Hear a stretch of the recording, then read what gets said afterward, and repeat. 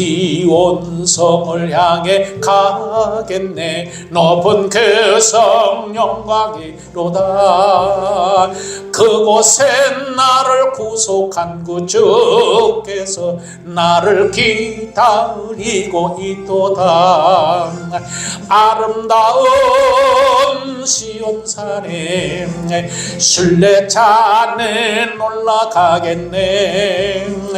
아름다운 시온산에 순례자는 올라가겠네. 나는 시온성을 향해 가겠네. 높은 그 성 영광이로다. 나는 그 성을 떠나지 않으리라. 괴로움 없는 안식처로다. 아름다운 시온산에 순례자는 올라가겠네. 아름다운 시온산에 순례자는 올라가겠네. 아멘. 네, 오늘 본문 말씀 마태복음 5장 17절로 20절 말씀의 내용은 예수님께서 율법에 대한 말씀으로, 예수님께서 오신 것은 율법이나 선지자를 폐하려 온 것이 아니요 완전케 하기 위하여 오셨다. 그리고 하나님이 말씀하신 그 율법은 1.1핵이라도 없어지지 않고 다 이루어진다. 그리고 그 율법 중에 지극히 작은 것 하나라도 버리지 말고, 가르쳐 율법의 작은 것 하나라도 버리면 천국에서 지극히 작다 일컬음을 받을 것이고, 누구든지 이를 행하여 가르치는 자는 천국에서 크다 일컬음을 받을 것이다. 그리고 예수님을 믿는 너희의 의가 바리새인보다 더 낫지 못하면 결단코 천국에 들어가지 못하리라 라는 말씀입니다. 이 말씀에서 예수님께서 가장 중요하게 말씀하신 것은 천국에 들어가는 자가 있고 천국에 들어가지 못하는 자가 있다. 그리고 천국에 들어가려면은 너희 의가 바리새인보다 더 낫지 못하면 결단코 천국에 들어가지 못한다라는 말씀입니다. 이 말씀에 예수님께서 천국에 들어가는 자, 천국에 들어가지 못하는 자에 대해서 너희 의가 바리새인보다 낫지 못하면 천국에 들어가지 못한다. 그러면 바리새인보다 너희 의가 더 나아야 천국에 들어간다 라는 것을 말씀하고 있습니다. 중요한 것은 사람이 천국에 가는 것을 대부분 사람들은 죽은 후에 천국을 간다라고 생각을 합니다. 예수님을 믿는 사람들은 어떨까요? 예수님을 믿는 사람도 죽은 후에 천국에 갈 수 있다, 간다라고 생각을 합니다. 그래서 세상 사람들은 죽은 후에 어떻게라도 천국에 들어가기 위해서 죽음을 준비하고 또 그것을 어떻게 맞이해야 될 것인가를 많이 생각들 하고 준비를 합니다. 예수님을 믿는 우리들은 어떨까요? 우리가 죽음을 어떻게 맞이하고 천국에 또 어떻게 들어가야 되는가, 이에 대해서 여러분은 어떻게 생각하고 어떻게 준비를 하고 그리고 어떻게 천국에 들어갈 수 있을까 생각해 본 일이 있습니까? 세상 사람들은 죽을 준비를 위해서 어떻게 무엇을 준비하는가? 세상 사람들은 죽음을 준비하기 위해서 여러 가지를 합니다. 유언도 남기고 또 자기가 들어갈 묘자리도 만들고, 그리고 있는 재산들도 어떻게 하면은 뭐 사회하는다든가 자녀들에게 유산을 남겨주든가, 그리고 또 자기 잘못이 무엇인가를 회개하면서 죽음을 맞이하는 그런 사람들도 있다라고 말합니다. 그런데 죽음을 준비한다, 준비하지 못한다, 이것을 떠나서 사람이 죽음을 준비 못하지 못했는데 갑자기 어느 날 사고를 당해서 죽는다든가, 우연치 않게 무슨 일로 갑자기 죽는다면 그 사람 준비를 하지 못하는데 어떻게 될까요? 자, 예수님이 믿는 사람도 어때요? 난 예수님 믿는데 어느 날 죽음을 준비하지 못했어요. 그런데 어느 날 갑자기 사고로 나서 죽었어요. 누구 말처럼 회개도 덜 했는데, 회개도 안 했는데 죽어버렸어요. 그러면 어떻게 될까요? 성경은 무엇을 말씀하고 있는가? 성경에서는 사람이 죽는 것은 정한 것이다 그랬어요. 히브리서 9장 27절에 한 번 죽는 것은 사람에게 정하신 것이요 그 후에는 심판이 있으리라 그랬어요. 사람은 태어나면 한 번 죽는 것은 정해졌다는 것이죠.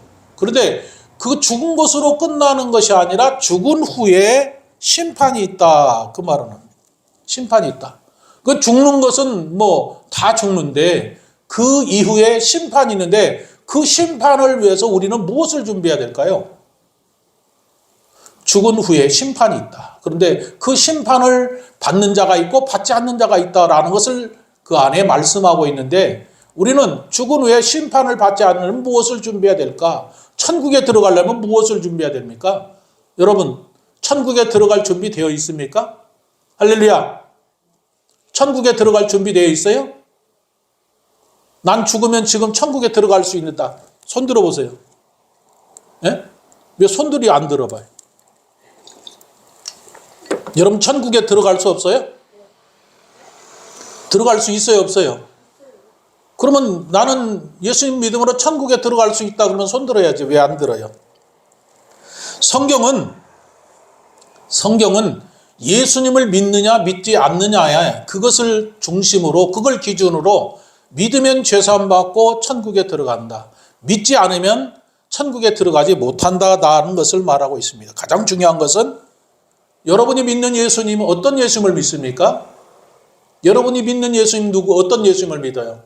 어제도 내가 그 얘기를 창립 예배 가서 그 말씀을 드렸는데 우리가 믿는 예수님은 어떤 예수님인가? 나는 어떤 예수님을 믿고 있는가? 이게 아주 중요한 겁니다. 많은 사람들이 교회에 나가서 난 예수 믿으면 구원받아 그렇게 말하고 예수님을 나는 믿어 그러니까 구원받는다고 말하는데 예수님을 믿는다면 예수님과 관계에서 나는 어떤 관계를 맺고 있느냐 이게 중요하다는 거지요. 그냥 믿는 게 아니라 예수님과 나와의 관계를 맺어야 돼. 어떤 관계를 맺어야 되는가? 예수님이 나를 위해서 무엇을 해주고 나는 그 예수님을 어떤 예수님을 내가 믿어야 된다라는 것을 말하는 거예요. 그러면 여러분이 믿는 예수님은 어떤 예수님이에요?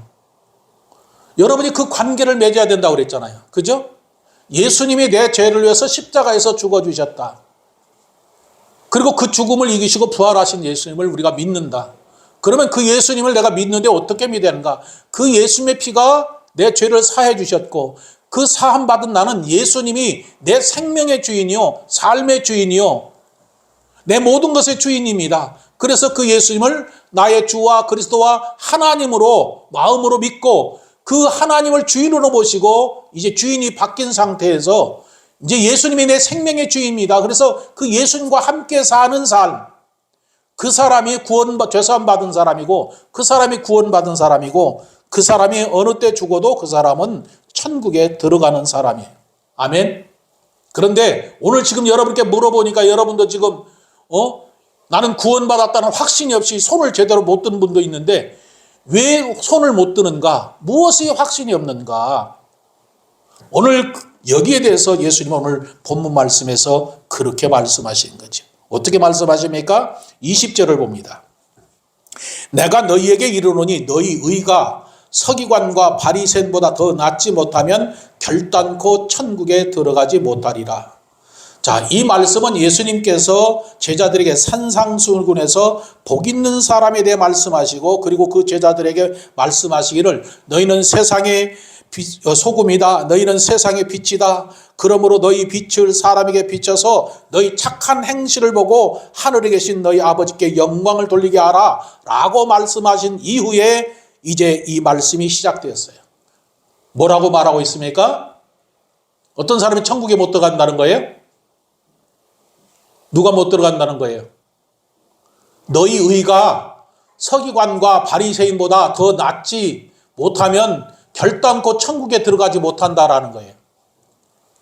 너희 의가 서기관과 바리새인보다 더 낫지 못하면 결단코 천국에 들어갈 수 없다. 그러면 우리가 믿는 의가 바리새인과 서기관보다 더 나아야 천국에 들어가지 그렇지 않다면 천국에 들어가지 못한다 그 말입니다. 교회 나온다고 다 천국에 들어가는 게 아니라 우리 의가 서기관과 바리새인보다 더 나아야 천국에 들어가지, 그렇지 못하면 천국에 못 들어간다, 그 얘기예요. 그러면 예수님께서 왜 바리새인, 여기서 너희 의가 서기관과 바리새인보다 더 낫지 못하면 천국에 들어가지 못한다라고 말했을까? 그러면 바리새인들이 어떤 사람이고 우리의 의는 무엇이 의인가? 이걸 알아야 된다라는 거죠. 바리새인은 어떤 사람인가? 이 바리사오라고 해서 이 사람들은 안식일, 율법을 철저히 지키며 살고자 하는 사람들이에요. 그러니까 하나님 말씀대로 살고자 하는 사람이란 말이에요. 하나님이 계명을 주시는데 10계명 말고도 613가지 그들이 계명을 만들어요. 율법을 만들었어요. 그러니까 그 율법을 밥 먹는 것까지 손 씻는 것까지 다 율법을 정해놨어요. 그러니까 밥을 먹을 때 손을 안 씻고 먹은 것도 이거 율법에 절해서 죄가 되는 거예요. 그런 것처럼 철저히 율법을 지키고자 그렇게 살아왔던 사람들이에요. 그런데 이 바리새인들은 그렇게 율법을 지켰기 때문에 자기가 의롭다고 생각하는 거예요. 누가복음 18장 9절로 11절에 또 자기를 의롭다고 믿고 다른 사람을 멸시하는 자들, 그들이 이제 누구냐? 바리새인이다 그랬어요. 바리새인인데 바리새인이 성전에 올라가서 기도하는데 나는 세리와 같지 않습니다. 하나님, 나는 다른 사람과 다릅니다. 나는 토색하지 않고 불의하지 않고 간음하지 않았습니다.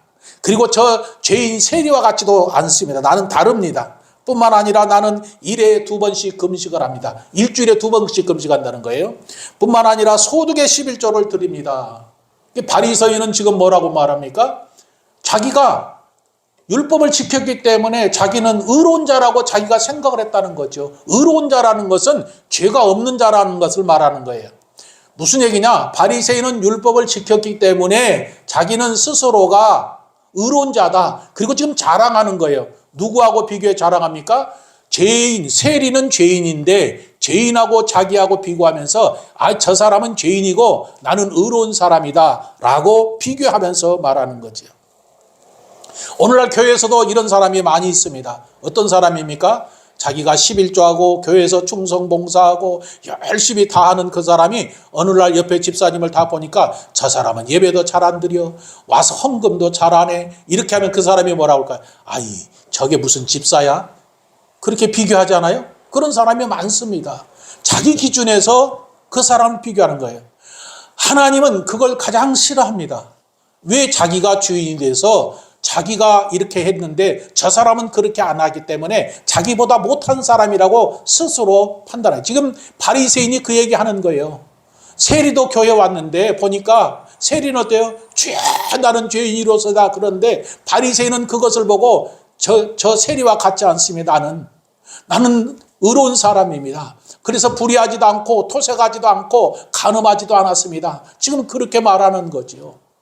그러면서 비교하는 거예요. 하나님을 믿는 사람은 당연히 토색하지, 나무결 강탈하지도 말아야 되고 빼앗지도 말아야 되고 불의도 하지 말아야 돼요. 간음도 하지 말아야 돼요. 믿으십니까? 오늘 예수님 믿는 사람들 어떻습니까? 남의 것 훔치지 말아야 되고 강탈하지 말아야 돼요. 도둑질하지 말아야 돼요. 불의하지 말아야 돼요. 간음하지 말아야 돼요. 이게 자랑이 될 수 있는 거 아니란 말이에요. 당연히 세상에 안 믿는 사람들도 그렇게 하지 않고 살려고 많이 노력들을 하려고 살아가는 거예요. 그리고 예수님 믿는 우리가 어떻게 해야 됩니까? 그런 거 하지 마라. 이건 당연한 거예요. 이건 자랑거리가 안 되는 거예요. 근데 바리새인은 지금 뭐라고 그래요? 나는 의로운 사람이다. 그러면서 자기가 살아온 삶을 말하는 거예요. 나는 율법을 철저히 지키며 살았다. 뿐만 아니라 나는 남의 것을 토석하지도 않았다. 불의하지도 않았다. 나쁜 일 하지 않았다. 간음하지도 않았다. 그렇게 자랑하면서 뭐라고 말합니까? 나는 소득의 11조를 드립니다. 뿐만 아니라 일주일에 2번씩 금식한다 그랬어요. 여러분 예수 믿는 여러분 일주일에 2번씩 금식합니까? 할렐루야. 대답 없어요. 일주일에 2번씩 금식해요, 안 해요? 일주일에 금식 2번 해요. 소득의 11조 여러분 다 드립니까? 소득의 11조가 뭔지 아세요? 이 바리새인이 드린 소득의 11조가 어떤 것인가? 성경은 그들이 얼마나 11조를 철저히 드리는가를 박하와 회항과 근체의 11조를 드렸대요. 박하는 뭡니까? 박하는 향신료예요. 단맛을 내는 향신료고, 회향은 뭐냐면은 그것도 마찬가지로 향료의 일품이에요. 뿐만 아니라 근채는 뭐냐? 이 풀에 나서는 채소인데 채소의 11조까지 드렸다는 거예요. 여러분, 향신료 11조 드립니까? 대답이 없어요. 향신료, 음식에 들어가는 재료들. 그 다음에 채소도 11조로 드립니까? 여러분? 드려요, 안 드려요? 왜 그러냐면 이야기 구약에서 이렇게 드렸어요. 왜 안 드려요? 이스라엘 백성들은 성전을 지키는 레위인과 제사장들이 있어요. 그들이 먹고 살기 위해서 이스라엘 백성들이 뭐예요? 11조를 드리는데 곡물을 드리기도 하고 채소도 드리고 다 드리는 거예요. 근데 지금 이 예수님 당시에도 이들은 지금까지 그것을 드리는 거예요. 그것을 교회에다가 드린단 말이에요. 그렇게 드릴 뿐만 아니라 일주일에 2번씩 금식을 했어요. 그런데 그들에게 예수님은 뭐라고 말하는가? 너희가 박하와 회향과 근처에 11조를 드리되 율법에 더 중한 바 의와 인과 신을 버렸다. 그 말이에요. 신을 버렸다. 의라는 것은 죄인들을 죄사함 받게 해서 하나님의 백성이 되게 하는 게 의를 말하는 거고, 또 이는 바로 사랑을 말하는 거예요. 하나님의 사랑을 가지고 사람을 사랑해야 된다.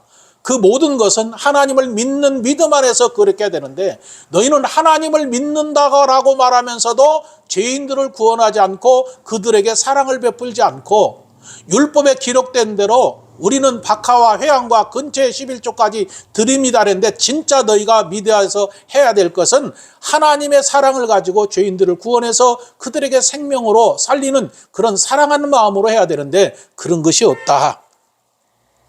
바리새인들, 그래서 예수님께서 그들을 외식하는 자들이라고 그렇게 말했어요.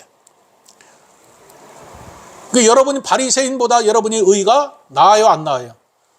여러분, 바리새인은 철저히 율법을 지키는 사람들이란 말이에요. 여러분, 율법 철저히 지킬 수 있어요, 없어요? 없어요. 자, 서기관은 어떤 사람입니까? 서기관은 바로 성경을 기록하는 사람들이에요. 율법을 배우고 율법을 가르치는 사람들이에요. 이들 또한 율법학자로서 뭐라 합니까? 율법을 철저히 지키는 그런 사람들이에요. 그런데 그런 사람들을 당시 예수님이 서기관과 바리새인들의 삶을 보고 율법을 지키려고 그렇게 노력을 하고 열심을 다하여 살아온 그것을 보고 예수님은 뭐라고 말했는가? 마가복음 7장 6절로 9절에서 외식하는 자들이라고 그랬어요. 그들을 가해서 외식하는 자는 위선자라는 거예요. 위선자단 말이에요. 가면을 쓴 위선자라고 그랬어요. 왜 그런가? 그 입술로는 하나님을 공경한다고 말은 하면서도 하나님을 공경하지 않았다는 거예요.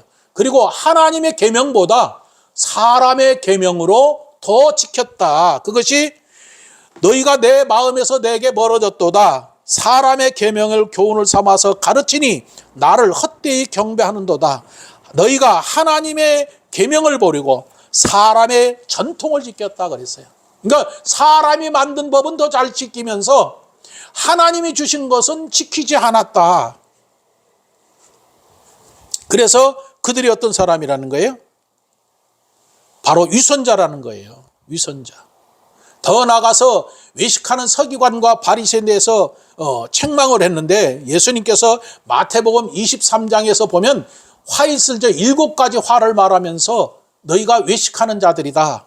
뿐만 아니라 그들이 삶의 형태를 보고 예수님은 마태복음 23장 1절로 7절에서 그렇게 해서 모세의 자리에 앉아서 말만 하고 행치 않고, 또 율법에 무거운 짐을 묶어서 사람의 어깨에 지우고 자기들은 손가락 하나 움직이지 않고, 또 경문을 달고 또 옷수를 크게 해서 잔치 상석에나 회당의 상자에 앉아서 사람들에게 랍비라 칭함을 받기를 좋아했다 그 말이에요. 그러니까 모든 자리에서 자기들이 상석에 앉을 뿐만 아니라 경문을 이렇게 옷에다 다 갈고 다니면서 자기는 거룩한 척하고 그렇게 하면서 선생님이란 소리를 듣기 좋아했다라는 거죠. 그래서 예수님은 그들을 보고 외식하는 서기관과 바리새인들이라고 말했습니다. 뿐만 아니라 그들에게 화 있을지어, 그런데 그 화를 7가지 화를 말하면서 예수님께서 심하게 그들을 말하는데, 뱀들아 족사의 새끼들아 너희가 어떻게 지옥 판결을 피하겠느냐 그랬어요. 서기관과 바리새인을 향해서 하나님의 율법을 철저히 지키며 살고자 했던 그 바리새인과 서기관들에게 예수님이 보시고 위선자란 것을 알고 이 독사의 새끼들아, 뱀의 자식들이라고 하면서 너희가 지옥 심판을 면치 못한다라는 것이죠. 여러분, 서기관과 바리새인들 아까 어떻게 살았다고 그랬어요? 율법을 철저히 지키고 11조도 드리고 그 다음에 일주일에 9번씩 금식하는데, 여러분 그렇게 여러분 살아가고 있습니까? 그런데 예수님은 지금 그 얘기하는 거예요. 이렇게 바리새인들이 살았는데 너희 의가 이보다 더 낫지 아니하면은 어떻다는 거예요? 천국에 들어가지 못한다 그랬어요. 그러면 너희 의는 뭘까? 의가 뭘까? 의라는 말은 바로 죄사함 받아서 거룩하게 의로운 자가 된 것을 의라고 말합니다. 예수님이 너희 의가 서기관과 바리새인보다 더 낫지 못하면 결단코 천국에 들어가지 못한다라고 말하는데, 그 의가 더 나아야 된다. 그러면 서기관과 바리새인이 율법을 행해서 의롭게 되기를 원해서 그렇게 열심을 다했는데, 그들보다 너희의 의가, 믿음이 더 나아야 천국에 들어가지, 그렇지 않으면 들어가지 못한다. 그래서 더 낫다라는 단어입니다. 너희 의가 서기관과 바리새인보다 더 나아야 된다. 그 낫다란 말이 뭘까? 낫다란 말은 넘치다, 많다, 그보다 더하다. 그러니까 서기관과 바리새인의 그 의와 우리의 의를 비교하면서 너희가 서기관보다 바리새인보다 더 나아야 천국에 들어간다. 그것을 말하는 것이 아닙니다. 우리가 철저히 율법을 지킬 수 없는 것을 아시는 예수님께서 우리 보고 너희도 저들보다 더 나은 의를 지키려면 율법을 더 철저히 지키고 그렇게 살아라, 그런 뜻에서 하신 말씀이 아니다라는 것을 말하는 거예요. 왜 그럴까요? 당시 바리새인들은 어떻게 해요? 율법을 철저히 지킴으로 자기들이 죄사함 받고 그리고 하나님의 자녀로 천국에 들어간다라고 생각을 했어요. 그래서 그들은 어떻게 살았을까요? 죄를 지으면 회개하고 또 죄를 지으면 회개하고, 그러면서 죄를 짓지 않으려고 노력을 했어요. 뿐만 아니라 하나님의 말씀대로 살려고 노력을 했어요. 자기 노력을 해서 무엇인가를 하고자 하는 것은 뭐예요? 자기가 이렇게 했기 때문에 의롭다라는 것을 말하고 싶었던 거예요. 오늘날에도 이런 사람이 얼마나 많이 있습니까? 자기가 노력했어요. 하나님 말씀대로 노력을 하고요, 죄를 짓지 않기로 노력을 했어요. 그래서 그 사람이 뭐라고 말합니까? 나는 이렇게 살았으니까 나는 의로운 사람이야, 나는 죄 없는 사람이야 라고 생각할 수 있다, 그 말입니다. 여러분 그렇게 생각지 않아요? 나는 예수님을 믿고 철저히 말씀대로 삽니다. 하나님 말씀 이렇게 했으니까 이렇게 살고, 또 죄를 지면 회개하고 또 노력하고 또 돌아서 내가 어떤 노력을 통해서 내가 의로워지고 구원받으려고 하는 그런 사람이, 그 구원의 확신을 가지고 오려고 하는 사람이 많다, 그 말입니다. 제가 말씀드린 것은 하나님 말씀대로 살지 말라, 율법을 지키지 말라라는 것을 말하는 게 아니라, 율법을 지키고 또 내가 어떤 노력을 했기 때문에 그것 때문에 내가 의롭게 되는 것을 착각으로 생각하고 있다라는 거예요. 그렇지가 않는데, 여러분이 의롭게 산다고, 말씀대로 산다고 해서 여러분이 의롭게 되는 것이 아니다, 그 말입니다. 또 말씀대로 다 지켜서 살 수 있습니까? 없어요. 오늘날 많은 사람들이 교회 다니면서 어디에 무거운 짐을 졌습니까? 아까 바리새인들이 어떻게 말했어요? 바리새인들이 율법에 무거운 짐을 사람들에게 지었다고 그랬어요. 그리고 자기네들은 손 하나 까딱하지 않는다고 그랬어요. 율법의 무거운 짐이 뭐예요? 당신 죄를 지었으면 철저히 회개해야 돼. 그죠? 철저히 회개해야 돼. 그리고 죄를 짓지 말아야 돼. 죄 지면은 어떻게 돼? 당신 구원 없어. 천국 못 가. 교회에서 뭘 가르칩니까? 그렇게 가르치는 거예요. 그러니까 예수 믿고 구원받았어도 철저히 율법을 지켜야 된다, 말씀대로 살아야 된다 라고 말하는 거예요. 그런데 우리 생각해 봅니다. 구약의 율법을 다 지키기 위해서는 뭘 해야 됩니까? 지금도 번제를 드려야 돼요. 안식일을 지켜야 돼요. 뿐만 아니라 어떻습니까? 구약에서 다 죄의적으로 행했던 거 짐승 잡아서 다 피를 드려야 되고, 그리고 안식일을 지켜야지. 왜 여러분 주일을 지킵니까? 그런데 많은 목사들이 뭘 얘기하고 있어요? 예수님 믿고 주일을 지키면서 안식일을 지키라 소리는 안 해요. 말씀대로 철저히 살아야 된다. 그러면 구약의 말씀 그대로 번제도 드리고 율법대로 다 해야 되는 거예요. 그러면 율법대로 다 행하지 않으면서 왜 그것을 하라고 말하고 있는지. 그리고 그렇게 살지 않으면 구원받지 못한다라고 말하고 있어요. 그렇게 된다면 이 세상에 구원받을 사람이 있습니까? 없습니까? 없어요. 천국은 어떤 사람이 들어갑니까? 죄인이 들어갑니까? 의인이 들어갑니까? 그럼 여러분 날마다 죄인을 지어서 회개하고 죄인으로 살고 또 회개하고 죄인으로 살고 그러면 여러분 죄인이에요? 의인이에요? 네? 죄인이에요? 의인이에요?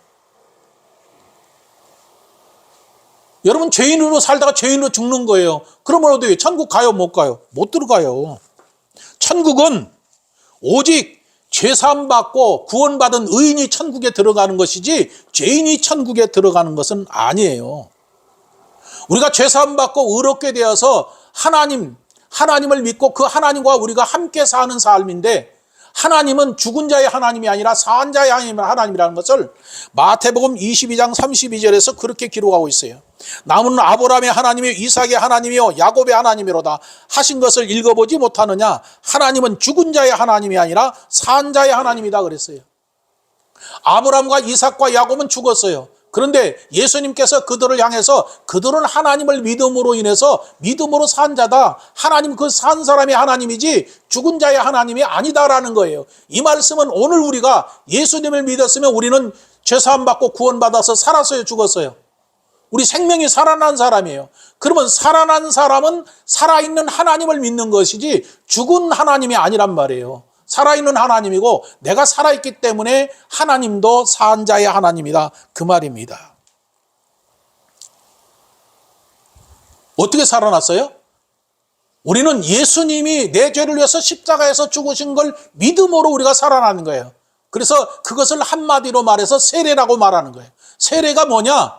예수님이 십자가에서 죽을 때 나도 같이 죽었고 예수님이 십자가에서 죽으시고 부활하실 때 나도 예수님과 함께 부활했다. 그 내용이 로마서 6장 3절로 5절 말씀입니다.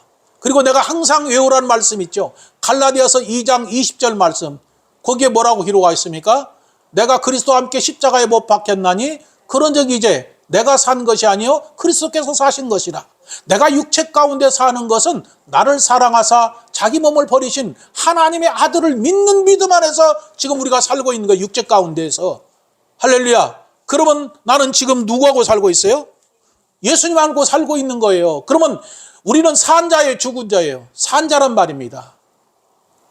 율법은 무엇을 말하는가? 우리가 그것을 알지 못하고 말씀대로 살아야 된다라고 말하는데 우리가 가장 먼저 행함이 무엇인가를 말하고 있는 야고보 사도는 야고보서 2장 10절에서 그렇게 기록해요. 누구든지 온 율법을 지키다가 그 하나에 거치면 모두 범한 자가 된다 그랬어요. 야고보 사도가 직접 뭐라고 말합니까? 행함이 있는 믿음을 강조했던 야고보 사도가 율법이 있는데 율법이 가령 10가지가 있다. 그러면 10가지 중에 다 행하지 않으면 죄를 짓는다 그 말이에요. 자, 한번 첫 계명. 여러분 하나님 사랑합니까? 하나님만 사랑해요? 다른 거 사랑해요? 나 외에 다른 신을 섬기지 말라고 그러는데 하나님이 가장 먼저 싫어하는 게 뭘까요? 하나님을 사랑한다 하면서 지가 주인이 돼서 사는 게 바로 그것이 하나님을 사랑하지 않는 거예요. 어제도 제가 창립 예배에 가서 말씀드렸지만은 하나님이 내 생명의 주인이요 삶의 주인이라면 내가 주인이 아니라 하나님이 주인이면 하나님께 철저히 묻고 하나님의 인도하심에 따라 사는 사람이 하나님의 사람인데 그 첫 계명부터 안 되잖아요. 그 사람 율법 지키는 사람이 못 지키는 사람이란 말입니다. 그러면 그 율법을 못 지키는데 10가지 중에 한 가지라도 범하면 죄인이라고 했기 때문에 율법을 못 지키면 그 사람 천국까지 못 가는 거예요. 그래서 갈라디아 3장 10절에서 무릇 율법 행위에 속한 자들은 저주 아래에 있나니 기록된 바 누구든지 율법책에 기록된 대로 온갖 일을 항상 행하지 아니하면 저주 아래에 있다 그랬어요. 무슨 얘기냐? 율법대로 하나님 말씀대로 살지 못하면 그 사람은 율법 아래에 있는 자이기 때문에 저주 아래에 있다 그 말이에요. 여러분 율법 다 지키지 못한단 말입니다. 우리 율법 지킬 수 있어요, 없어요? 하나님 말씀대로 살 수 있어요, 없어요? 없어요. 우리 인간은 하나님의 말씀대로 살아갈 수가 없어요. 중요한 것은 율법의 본질이 뭐냐 그 말이에요. 율법이 무엇을 말하고 있는가 이것을 깨달아야 된다. 그것을 사도 바울은 로마서 3장 20절에서 바로 율법의 행위로서는 그 앞에 의롭다 하실 이가 하나도 없다. 율법으로는 하나님 앞에서 의롭다 할 사람이 하나도 없다. 그러면 율법이 뭐냐? 율법으로는 너희 죄를 깨닫게 하는 거예요. 할렐루야. 율법으로 하나님 말씀으로 죄가 무엇인가를 알게 해주고 가르쳐 준단 말이에요. 그래서 죄가 무엇인가를 알아야 그 죄가 회개하고 용서받고 하나님 주신 생명의 삶을 살 수 있지, 죄가 무엇인지를 알지 못하면 안 되잖아요. 그래서 율법을 준 것은 죄를 알게 하기 위해서 줬다 그 말입니다. 그래서 죄를 알게 하고 그 다음에 어떻게 하는가? 갈라디아서 3장 23절로 24절에 이렇게 기록하고 있어요. 믿음이 오기 전에 우리가 율법 아래 매인 바 되고 계시될 믿음의 때까지 갇혔느니라. 이같이 율법이 우리를 그리스도께로 인도하는 몽학선생이 되어 우리로 하여금 믿음으로 말미암아 의롭다함을 얻게 하려 함이라 그랬어요. 율법이 뭘 하느냐? 율법은 우리 죄를 깨닫게 해주고 그 다음에 믿음이 오기 전에는 율법이 그렇게 우리를 율법으로 메어서 죄가 무엇인가를 알게 하고 그 다음에 그 율법이 뭘 하냐? 몽학선생이 되어서 우리를 예수님께로 인도한다는 거예요. 몽학선생이라면 가정교사예요. 가정교사가 뭐냐? 아이가 학교에 들어가기 전에 가정교사가 그를 가르치고 인도하다가 학교 가면 가정교사가 필요가 없는 거예요. 마찬가지로 율법이 우리 죄가 무엇인가를 알게 하고 그 죄를 용서받고 사함받아서 하나님의 자녀가 될 수 있도록 율법이 우리를 예수님께로 인도하고 예수님을 믿음으로 우리가 죄 사함받고 영원한 생명으로 구원받게 하는 것이 율법이 하는 역할이다 그 말입니다.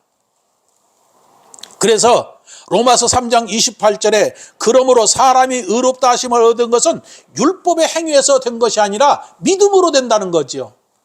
할렐루야. 왜 아멘 안 하십니까? 아멘 해야 돼요. 우리가 율법을 지킬 수 없는데 예수님께서 이 땅에 오셔서 믿음으로 우리가 구원받는다는 것을, 죄사함받고 구원받는다는 것을 말하는 거예요.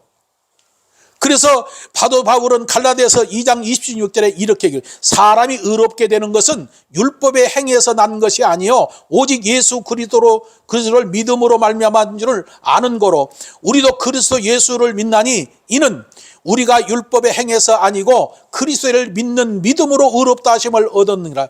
율법의 행위로서는 의롭다 하심을 얻을 육체가 하나도 없다. 무슨 얘기냐? 예수님을 믿음으로 구원받고 의롭게 되는 것이지 율법으로는 구원받을 사람이 하나도 없고 의롭게 된 사람이 하나도 없다라는 걸 말하는 거예요. 그런데 아까 바리새인과 서기관들 뭘 철저히 지켰다고 그랬어요? 율법을 지켰다고 그랬어요. 그런데 그 율법을 그들이 다 지켰을까요? 613가지를 지켰을까요? 우리 생각해 보세요. 사람이 어떤 삶의 행위로 죄를 짓지 않도록 마음으로 지은 죄는 어떻게 할 거예요? 그죠? 마음으로 음욕을 품은 것도 죄란 말이에요. 그런데 그 죄는 어떻게 할 거라고? 우리가 율법을 다 지키지 못한다는 것을 그렇게 말하고 있습니다.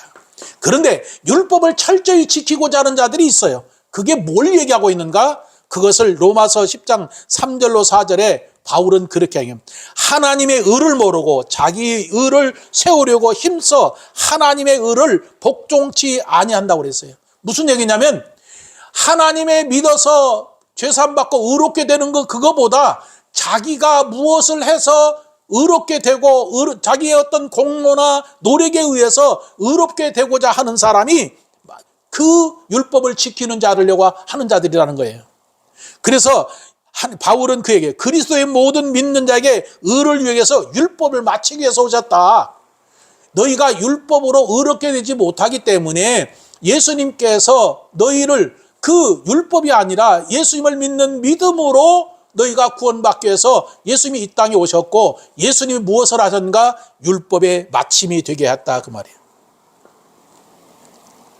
율법의 마침이 된 것이다. 예수님은 율법을 다 마치셨다라는 거예요. 예수님이 이 땅에 오셔서.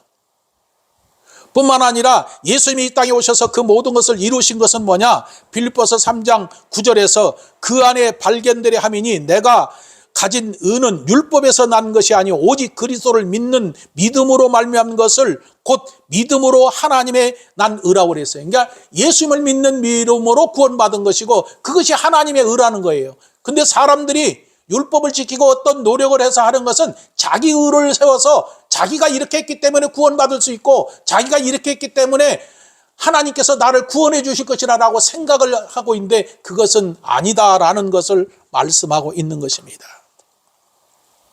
그래서 갈라디아서 3장 26절로 20절에 너희가 다 믿음으로 말미암아 그리스도 예수 안에서 하나님의 아들이 되었으니 누구든지 그리스도 합하여 세례를 받은 자는 그리스도와 옷 입었느니라 그랬어요. 무슨 얘기냐? 아까 제가 말씀드렸죠. 세례라는 것은 물 세례도 있고 성령 세례도 있는데 그것을 하나로 딱 축약해서 설명을 드린다면 예수님이 내 죄를 위해서 십자가에서 죽으시고 부활하신 예수님, 그 예수님을 믿음으로 나도 십자가에서 죽고 예수님과 부활할 때 함께 부활해서 새 생명을 가진 사람, 그 사람들이 누구의 옷을 입었다는 거예요?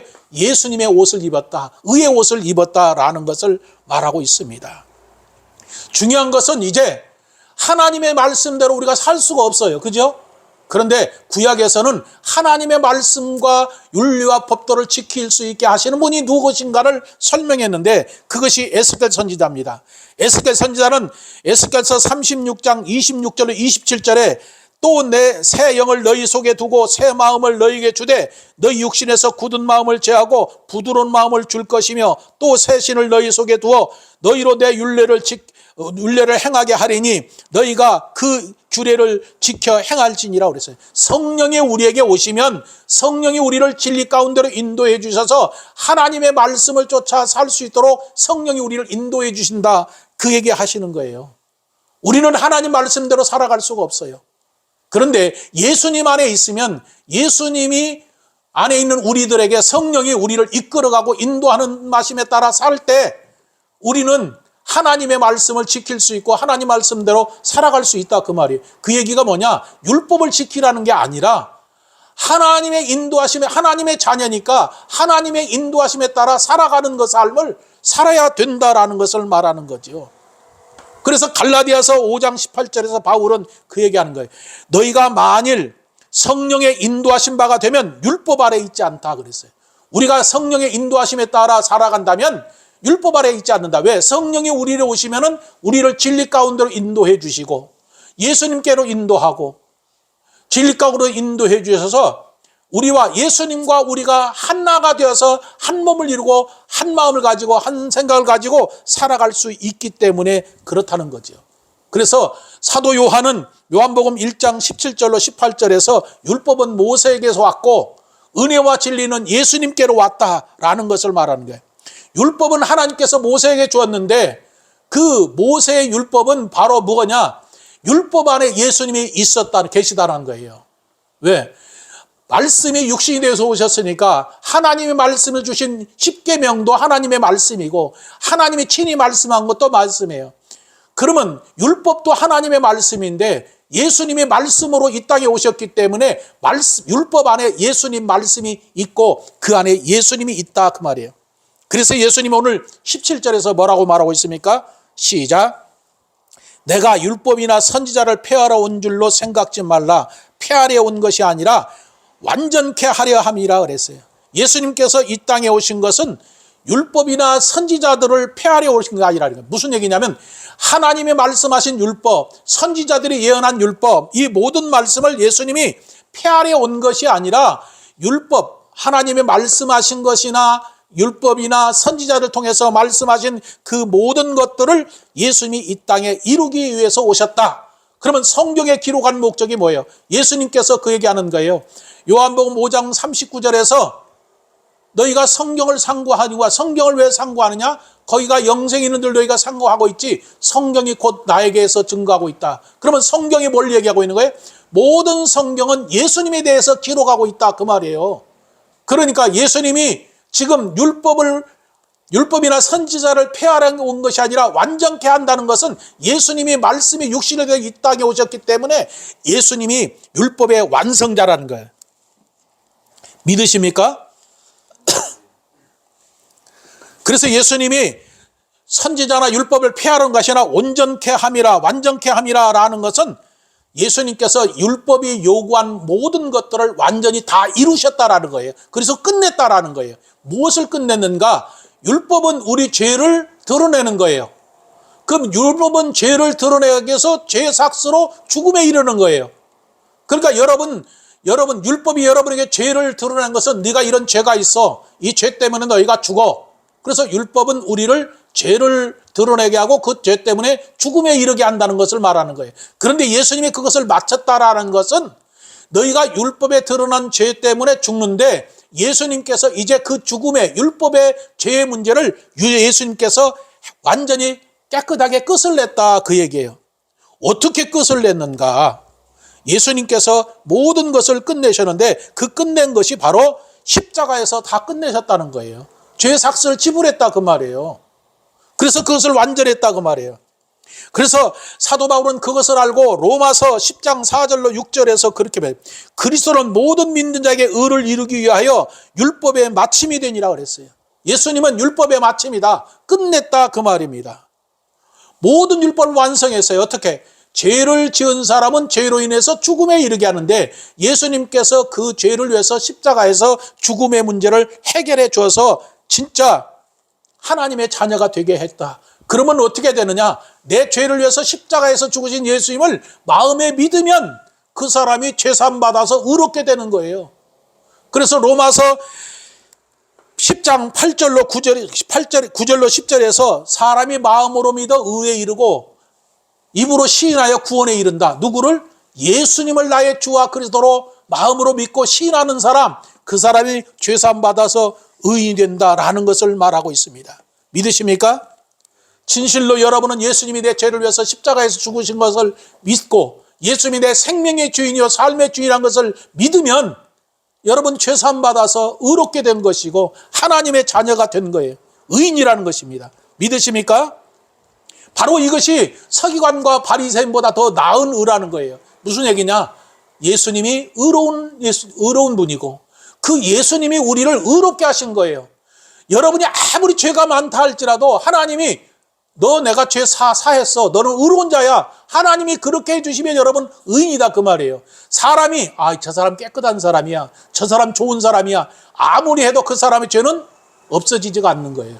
그런데 하나님이 예수님을 믿고 예수님이 이제 너희는 내 피로 죄사함 받아서 깨끗해서 너희는 의로운 자야. 의인이야. 하나님의 아들이야.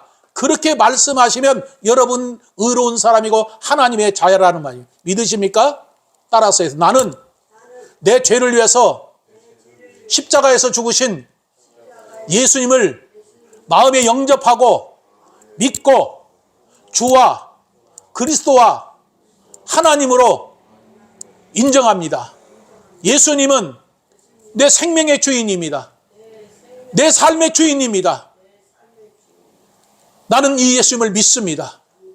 그러면 여러분 죄사함 받아서 의로운 하나님의 백성이 되고 하나님의 자녀인 줄 믿습니다. 이 시간에 머리에 손을 얹으시기 바랍니다. 살아계신 하나님, 이 시간에 머리에 손을 얹습니다. 예수님이 내 죄를 위해서 십자가에서 죽으시고 부활하신 예수님, 그 예수님을 진실로 내 마음에서 믿고 영접할 뿐만 아니라 믿고 예수님을 주와 그리스도와 하나님으로 고백합니다. 예수님은 내 생명의 주인입니다. 예수님은 내 삶의 주인입니다. 예수님은 나의 모든 것의 주인입니다. 이제 예수님이 나의 모든 것의 주인이기 때문에 주인이신 예수님과 함께 살기를 원합니다. 이 시간 저들에게 성령이 임하시고 저들의 모든 문제가 해결되게 하시고 육신의 질병이 치료되게 하시고 하나님의 놀라운 역사가 저들에게 나타나게 하여 주시옵소서. 악한 영들은 떠나갈지어다. 그동안 내 마음의 주인이 나로 살아갔던 그 악한 영이 떠나가고 예수님이 죄인이 돼서 예수님과 함께 살지어다. 아멘. 할렐루야. 여러분은 죄사함 받고 의로운 하나님의 자녀가 되었습니다. 믿으십니까? 그래서 성경은 말합니다. 예수님을 믿고 구원받은 사람들, 그들은 어떨 것인가? 오직 율법의 행위에서 속한 우리들은 저주하지 있지 아니하고 오직 믿음으로 하나님의 자녀가 되었다. 믿으십니까? 또 하나 17절에 이제 주님께서 다시 말씀합니다. 뭐라고 말씀하십니까? 진실로 너에게 이르노니 천지가 없어지기 전에는 율법의 1.1에도 반드시 없어지지 아니하고 다 이루리라 라고 말씀했어요. 이 말씀 그대로 예수님께서는 그 율법의 완성 모든 것들을 다 이루어졌는데 율법이 뭡니까? 율법은 하나님의 말씀이에요. 하나님의 말씀은 구약에 예언된 것, 예수님이 그 모든 것들을 신약에 와서 다 이루셨다라는 거예요. 그래서 1.1핵이라는 것은 원래 그 히브리어의 점을 말하는 거예요. 글씨 같지 않는 그런 점, 그런 것도 하나님의 약속하신 말씀대로 다 이루어진다는 거예요. 그러니까 성경은 구약에서 말씀하신 창조 시작되고 예언의 말씀이 있고 신약에 와서 그 예언 말씀하시고 이루어지고 그리고 마지막 요한계시록까지 그 모든 말씀들이 이제 예수님을 통해서 다 이루어지는 것을 말하는 거예요. 그래서 천지는 없어지지만 하나님의 말씀은 없어지지 않고 그 말씀들이 다 이루어진다라는 것을 말하는 거예요. 그런데 놀라운 것은 오늘 18절에서 예수님께서 말씀하시기를 진실로 너희에게 이르노니 천지가 없어지기 전에는 율법의 1.1핵도 반드시 없어지지 아니하고 다 이루리라 라고 말했어요. 다 이루었다라는 것은 뭘 말하냐면 율법을 다 이루셨고 그 다음에 예수님과 함께 새로운 삶이 시작되었다 그 말이에요. 할렐루야. 예수님께서 율법을 완성했기 때문에 예수님을 믿음으로 율법을 완성되었고 이제부터 너희 삶은 누구와 사는 삶이냐? 아까 우리가 고백했지요. 예수님이 내 생명의 주인이요 삶의 주인이요 모든 것의 주인이신 그 예수님과 내가 지금 이제 살게 되었다 그 말이에요. 새로운 삶을 살게 되었다. 믿음의 삶을 시작하게 되었다. 그것이 다 이루리라라는 말이에요. 이루셨다라는 거예요. 그래서 살아가는 삶을 말하는 거예요. 예수님과 함께 사는 삶. 그런데 예수님과 함께 사는 삶이 시작됐는데 어떻게 그렇게 너희가 살게 되었는가?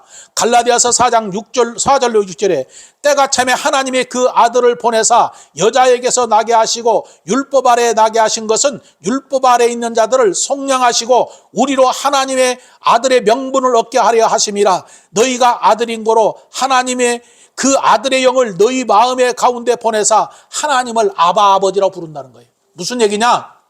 우리가 이렇게 율법에서 죄사함 받고 구원받게 모든 것들이 뭐냐? 하나님께서 예수님을 보내게 하시는데 누구에게 보냈느냐? 여자에게 보내고 여자에게서 율법의 몸으로 그대로 낫게 하셨는데 율법을 가지고 그 몸에 율법에서 우리 예수님이 나게 하신 것은 우리를 율법 아래에 있는 우리를 구속하고 죄사함 받게 하기 위해서 예수님이 그렇게 오셨다.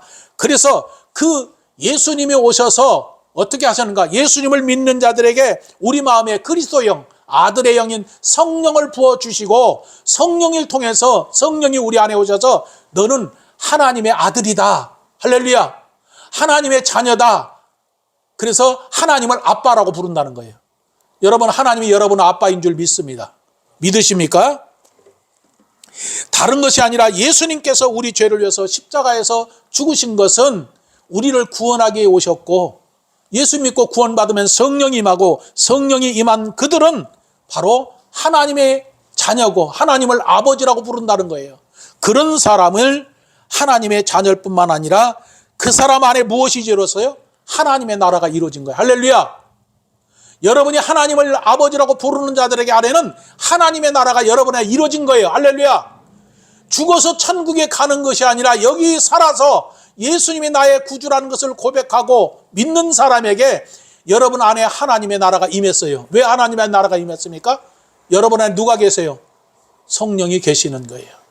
성령이 계시기 때문에 여러분 안에는 하나님의 나라가 다 이루어진 줄 믿습니다. 믿으십니까?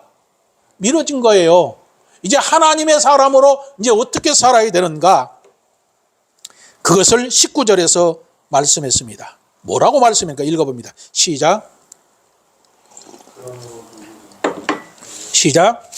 그러므로 누구든지 이 계명 중에 지극히 작은 것 하나라도 버리고 또 그같이 사람을 가르치는 자는 천국에서 작다 일컬음을 받을 것이요 누구든지 이를 행하며 가르치는 자는 천국에서 크다 일컬음을 받으리라 그랬어요.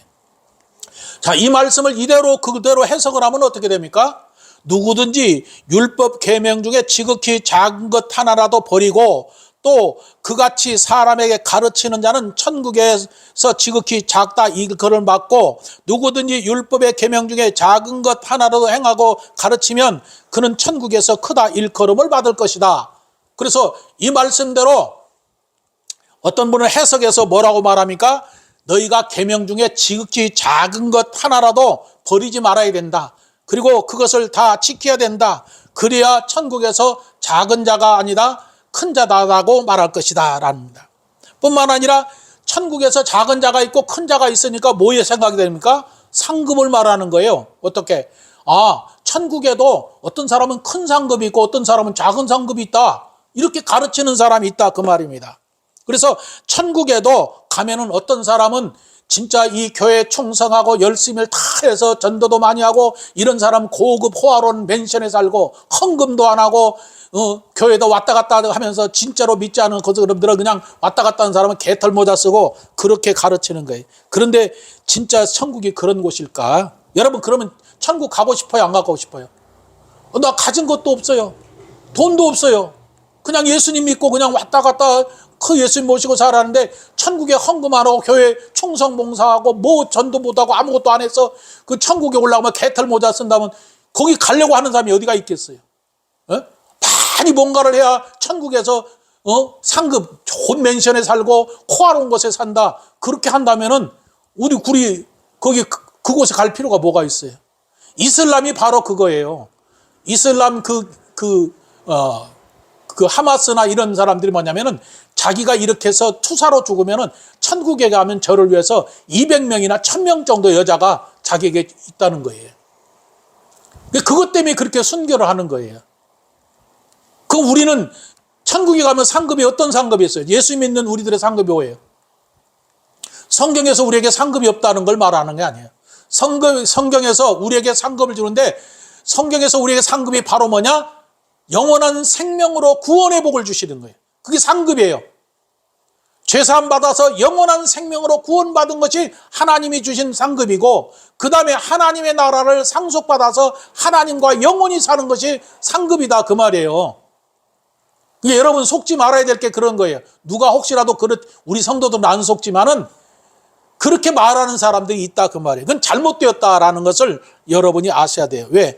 예수님이 이 땅에 오신 것은 복음은 모든 사람에게 증거되고 예수님이 알고 믿는 사람들은 구원받아서 구원의 복과 하나님의 나라를 상속받는 것이 복음이지 편파적이고 특정인에게만 그런 게 있다면 교회 나갈 필요가 뭐가 있어요? 없어요. 그럴 필요가 없다 그 말이에요. 그래서 그것을 깨달은 베드로는 베드로전서 2장 9절에서 그렇게 말합니다. 오직 너희는 택하신 족속의 왕 같은 제사장이요 거룩한 나라요 그의 소유된 백성이다 그랬어요. 하나님. 이게 똑같다 그 말입니다. 하나님의 나라 가면 목사나 여러분이나 다 똑같아요. 할렐루야. 목사로서 여러분에게 성경을 가르치는 것이지 하나님 안에서는 전부 다 저나 여러분이나 하나님의 아들들이에요. 믿으십니까? 그래서 베드로 사도는 왕 같은 제사장이라고 했던 것이 바로 그걸 말합니다. 또 하나, 계명이 크고 작은 게 있을까요? 있어요, 없어요? 이것은 큰 계명, 저것은 작은 계명 있어요, 없어요? 없어요. 근데 사람들은 나누죠. 큰 교회, 작은 교회. 큰 목사, 작은 목사. 목사면 같은 하나님의 종으로 목사지. 교회는 하나님의 교회지. 큰 교회는 큰 교회고 작은 교회가 어디가 있어요? 근데 세상 교회들이 지금 뭐라고 있어요? 저기는 큰 교회. 저기는 큰 목사. 개척교회 목사는 나 같은 개척 목사는 작은 목사. 그런 게 어디가 있어요? 계명이 큰 계명, 작은 계명이 있어요. 하나님의 말씀은 그 말씀 그대로이지 크고 작은 게 하나도 없다 그 말이에요. 중요한 것은 이 계명 중에 작은 것 하나가 무엇이냐라는 거예요. 이 계명 중에 계명이라는 것은 앞에서 율법을 다 예수님이 이루셨는데 또 율법을 지키라고 하는 말씀일까요? 그래요, 안 그래요? 율법을 지키라는 게 아니에요. 아까 19절까지 뭐라 얘기했어요? 이제 너희가 죄사함 받아서 의로운 하나님의 자녀가 되었다. 하나님의 자녀가 되었으면 예수님과 성령의 인도하심에 따라 어떤 삶을 살아야 된다라는 것을 말하고 있어요. 그러면 그 살아야 된다라는 그 삶이 뭘까? 지극히 작은 계명 중 하나라도 버리고 또 그같이 가르치는 자 적다 그랬어요. 가르치는 자가 적다. 여기 생각해 보세요. 이 계명 중에 지극히 작은 것 하나라도 버린다. 그 다음에 가르치는 자는 천국에서 작다 그랬어요. 그렇죠? 천국에서 작다. 그러면 이 말씀의 뜻이 뭘까? 아까는 계명 중이라는 것은 뭘 말하는? 하나님의 말씀 안에 예수님이 계시다라는 걸 말하는 거예요. 그런데 예수님이 계시는데 그 예수님이 계시는 그 지극히 작은 것 하나라도 버린다라는 얘기는 지극히 작은 것이 누군가를 말하는 거예요. 지극히 작은 분이 누구냐? 바로 예수님을 말하는 거예요. 아까 말씀 안에 예수님이 있다고 그랬죠. 작은 것이란 것은 예수님을 말하는 거예요. 그것이 빌립보서 2장 6절로 7절에 말씀하고 있어요. 예수님은 하나님과 근본이 본체가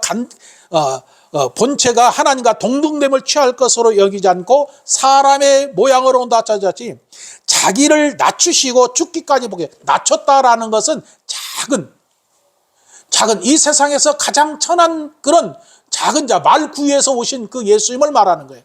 그 작은 예수님이 이 땅에 오셨다. 그런 작은 지체를 낮춰서 신분이 낮은 분으로 이렇게 오셨다. 하나님이 사람으로 오셨다, 그 얘기예요.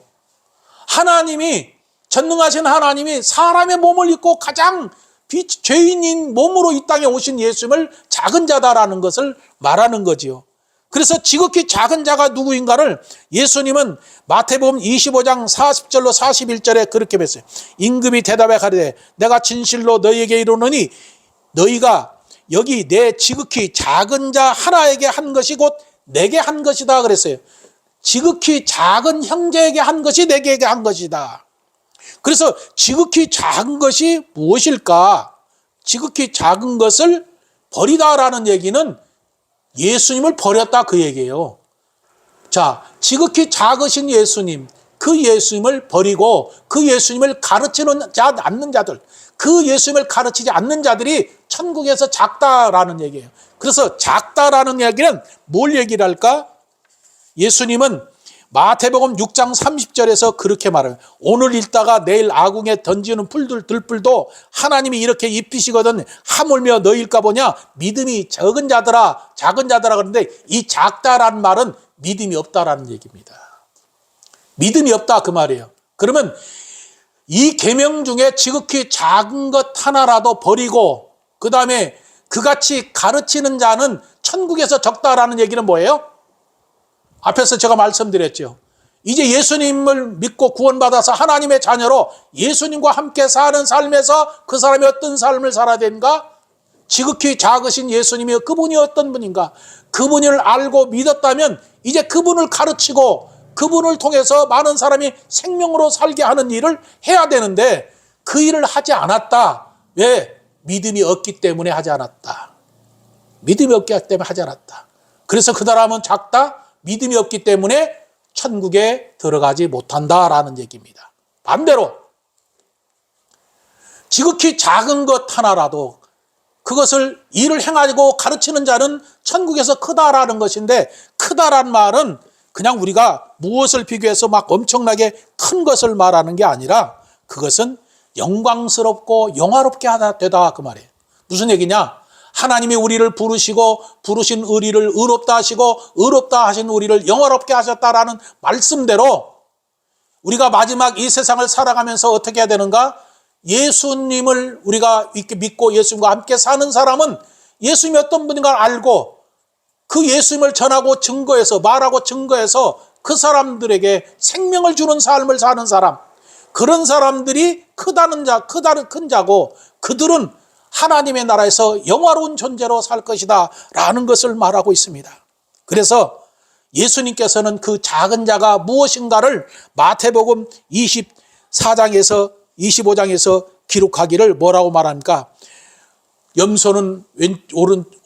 양은 오른쪽에, 염소는 왼쪽에 세워놓고 그 다음에 지극히 작은 자에게 한 것이 무엇인가를 구체적으로 설명했는데 무엇을 말씀하셨을까? 예수님께서 가장 말씀하신 것이 줄일 때 먹을 것을 주었다고 말이에요. 예수님이 지극히 작은 자인데 지극히 작은 내 형제 중에 한 것이 그 사람들이 의인이다. 그래서 그 사람이 영생에 들어가는데 그들이 한 것이 바로 뭐냐? 줄일 때 먹을 것을 주었다. 먹을 것 줬다. 음식을 줬다라는 것을 보다는 하나님 생명의 양식을 그들에게 주었다라는 것을 말하는 거예요. 목마르게 마시게 했다. 그들에게는 생명수이신 예수님을 마시게 했다라는 거예요. 나그네 되었다. 예수님을 영접하지 않고 나그로 살았을 때 그들에게 예수님을 영접해서 믿음의 사람으로 살게 해준 것을 말해요. 벗었을 때 옷을 입혀줬다라는 것은 예수님을 믿는 믿음으로 죄사함받게 해서 의의 옷을 입혀주었다라는 것을 말합니다. 뿐만 아니라 병들었을 때 돌아보았다라는 것은 예수님의 이름으로 병든 자를 고쳐준 것을 말하는 거예요. 옥에 갇혔다라는 것은 마귀의 종으로 살고 있는 그들을 그 종에서 구원해 줬다라는 것이요. 이것이 다 누구에게 한 것이냐? 그것이 바로 예수님께 한 거라는 거예요. 지극히 작은 형제 중에 네가 한 것이 예수님께 한 것이다. 그 내용이 마태복음 25장 35절로 39절에 기록하고 있는 말씀입니다. 지극히 작은 자에게 한 것. 이제 뭘 말합니까? 천국에 어떤 사람이 들어가는가? 그것을 설명하는 거죠. 너희 의가 서기관과 바리새보다 더 낫지 못하면 천국에 못 들어가는다. 그런데 서기관과 바리새보다 더 나은 의가 뭐냐? 그것은 율법을, 선지자의 말을 폐하러 온 것이 아니라 완전케 하시기 위해서 오신 예수님. 그 예수님이 율법의 마침이 되었다. 그 예수님을 믿으면 죄사함 받고 의롭게 되어서 하나님의 자녀가 되고, 자녀가 된 그들에게 하나님께서 말씀하신 것 그 1.1획도 변하지 않고 다 이루어진다. 그래서 너희가 하나님의 자녀로 되었다면 이제 어떤 삶을 살아야 되는가? 너희 안에 예수님이 계시니까 가서 예수님을 전하고 증거할 뿐만 아니라 가르쳐줘라. 예수님이 어떤 분인지 가르쳐줘라. 그렇게 해서 그 예수님이 가르쳐주면서 그들에게 병든 자 고쳐주고 죽은 자 살리고 귀신을 내쫓아주고 그들에게 새 생명 주는 그 삶의 일을 하는 사람, 그 사람이 이 안에 하나님의 나라가 이루어진 것이고, 아멘. 그리고 그 사람이 하나님의 나라에 들어가는 것입니다. 할렐루야. 천국은 죽어서 가는 곳이 아니라 현재 이곳에서 예수님을 믿음으로 이루어진 거고, 믿음으로 이루어진 사람이 예수님과 함께 살고, 예수님과 함께 죽은 자를 살리고 병든 자를 고치고 귀신을 쫓아낸 일을 할 때 예수님이 항상 함께 하시고 성령의 인도하심에 따라 하나님의 나라에 들어가는 것입니다. 믿으십니까? 이제 여러분은 하나님의 자녀로 거듭났습니다. 하나님과 함께 사는, 예수님과 함께 사는 삶을 사시기를 주의 이름으로 축원합니다.